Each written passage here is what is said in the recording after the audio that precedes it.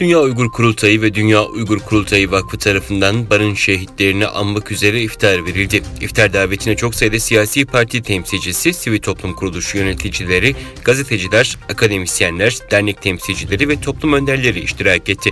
Doğu Türkistan'da bulunan Barın kasabasında 5 Nisan 1990 tarihinde gerçekleşen olaylar, Çin Komünist Partisi'nin politikalarını protesto için gösteri yapan Uygur Türklerinin Çin hükümeti tarafından sert şekilde bastırılması şeklinde cereyan etti.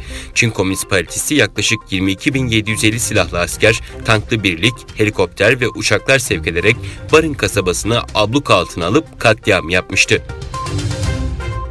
Birleşik Arap Emirlikleri'ndeki Çin Büyükelçiliği ve Doğu Türkistan'daki kukla yetkililer Uygurlar üzerindeki sistematik soykırımı örtbas etmek için 29 Mart'ta eş zamanlı olarak Bizim Şinjiyang Yahşi Yer temalı bir konferans düzenleyerek Arap dünyasının gözünü boyamaya çalıştı.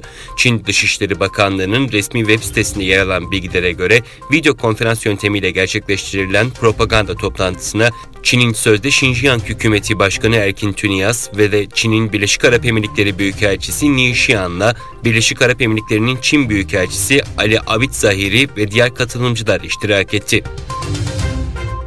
Çin'de omikron varyantı taşıyan vakaların yol açtığı salgını kontrol etmekte zorlanan ülkenin en büyük şehri Şangay'a salgın önleme ve kontrol çalışmalarına destek vermek üzere farklı eyaletlerden binlerce sağlık görevlisi sevk edildi.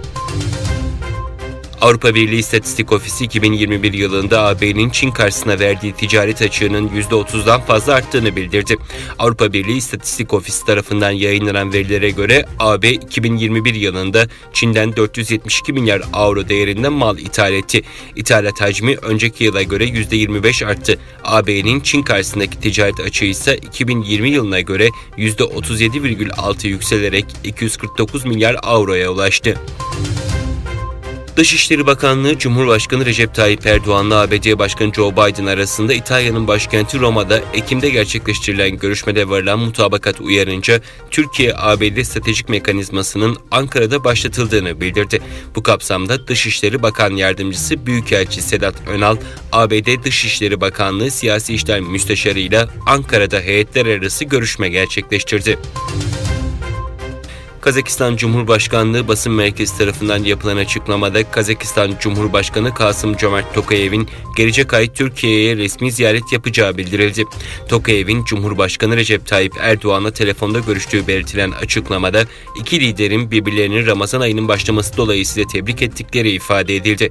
Erdoğan'la Tokayev, Türkiye-Kazakistan ilişkilerini güçlendirecek adımlar ve Rusya-Ukrayna savaşı başta olmak üzere bölgesel gelişmeleri ele aldı.